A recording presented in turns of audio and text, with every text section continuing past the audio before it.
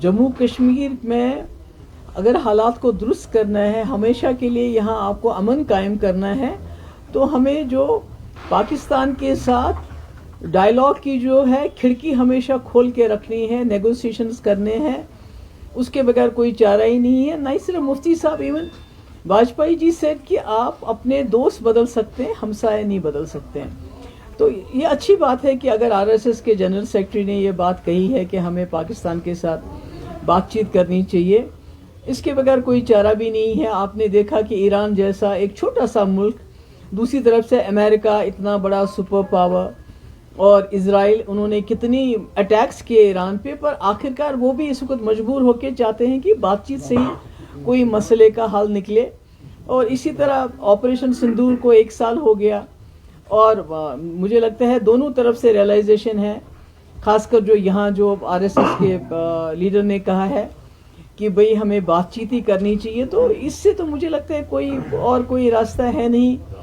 اگر ہم کو مل جل کے رہنا ہے، ترقی کرنی ہے، خاص کر ہمارا ایکسپیرینس رہا ہے واجپئی جی کے ٹائم میں، ڈاکٹر منموہن سنگھ جی کے ٹائم میں جب بات چیت کا سلسلہ شروع ہوا تھا تو اس کا ایک پازیٹیو امپیکٹ پڑا تھا جموں کشمیر میں. یہاں ملیٹنسی بھی کم ہو گئی تھی، پکڑ دکڑ بھی کم ہو گئی تھی، اٹراسٹیز بھی کم ہو گئی تھی. آج بھی جموں کشمیر میں گٹھن ہے، سرویلنس ہے، ملازموں کو، خاص کر جو کشمیری مسلمان ہیں،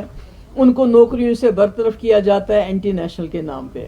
مکان بلڈوز کیے گئے اینٹی نیشنل کے نام پہ. ہمارے انسٹیٹیوشنز، ابھی سراج العلوم لیٹسٹ مثال ہے، ہمارے اسکولز، ان کو they are being shut down in the name of کہ جی anti national, there is something anti national about it.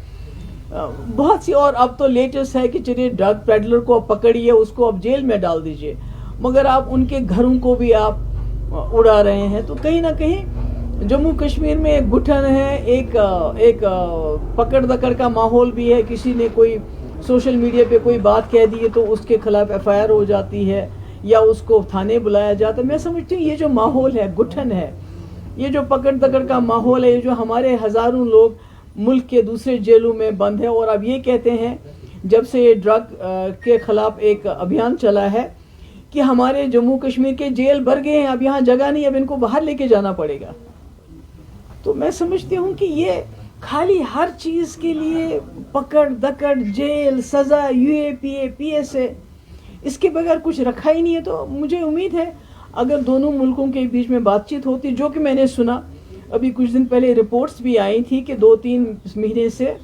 ہمارے جو ریٹائرڈ جنرلز ہیں، ریٹائرڈ ڈپلومیٹس ہیں، اور پاکستان کے جنرل اور ریٹائرڈ ڈپلومیٹس کے بیچ میں ایک بات چیت کا سلسلہ جو ہے دوسرے کنٹریز میں شروع ہو گیا ہے. تو اگر واقعی اس کو عملی جامہ پہنایا جاتا ہے، مجھے لگتا ہے اس کا جموں کشمیر کے ماحول پہ بھی ایک پازیٹیو اثر ہوگا. اور یہاں یہ جو پکڑ دکڑ، یہ جو شک ہے، اینٹی نیشنل کے نام پہ لوگوں کو تنگ کیا جاتا ہے، مشکل میں ڈالا جاتا ہے، مجھے لگتا ہے کہیں نہ کہیں اس میں بھی لوگوں کو ایک ریلیف مل سکتا ہے.